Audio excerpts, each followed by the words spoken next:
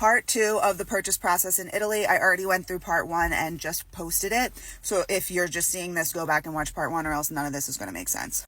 Part 2, after you've submitted your offer, which is the proposta. Now, in Italy, you also really can't get pre-approved for a mortgage, so the approval process for a mortgage doesn't happen until you have a proposta. You can go to a bank and they can say, like, we will probably approve you for up to this much, but you're not going to know for sure until you submit an offer. So if you're thinking, wow, that's hella stressful, yeah, it is. And the approval process takes about 2 months from these banks. Like, we waited a solid, I want to say 7 weeks, and it wasn't like it was Christmas time or Easter or the summer or any periods in Italy where stuff just tends to move slower. This was in like February.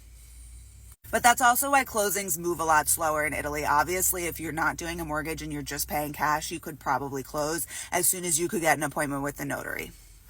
So the notary, the notaio, is the most important person in this process because they are the person who does the title search and the deed signing, the transfer and signing and register all of the documents with the city.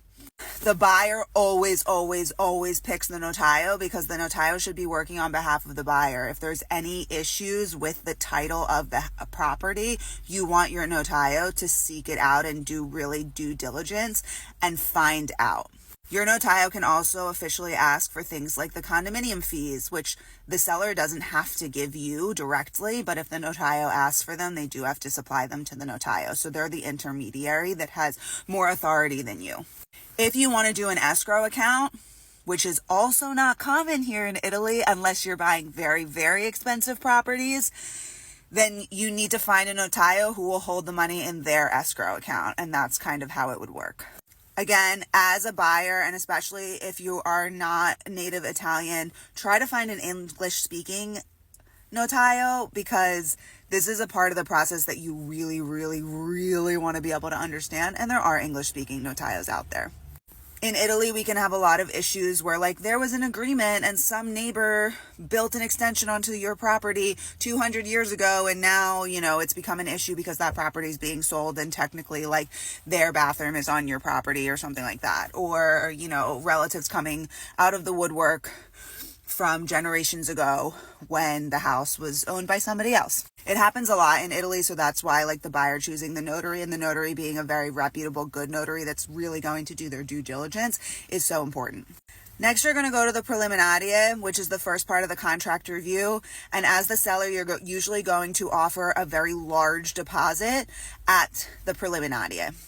Then everybody will review all of the contracts, sign the first part of the contracts. To be honest, I don't really understand why we need to do this in 2 parts, but that's just the way they do it here. Then you go to the second part of the closing, which is the rogito, and that is the final closing where they give you the keys. In my case, they handed me a bag of 50 keys and said, here, we don't know which ones actually go to this apartment. My husband and I sat for 30 minutes on our front door, like, trying all the keys in the bag. Our sellers were not nice people. So that's pretty much the process. If you do decide you want a final walkthrough, your geometro, which is kind of like your house inspector / project manager / if you're doing renovations, person that files the work permit with the city, does blueprints for the city, etc., would be the one that would probably do the final walkthrough with you. So make sure you have a geometro that you trust. We did not. But hope this is helpful, and if you are searching for a property in Florence and want to discuss prices and your price range and what you're looking for, I'm happy to do that in the DMs, or if you have specific questions about the closing process, I'm happy to answer them as well. Ciao for now.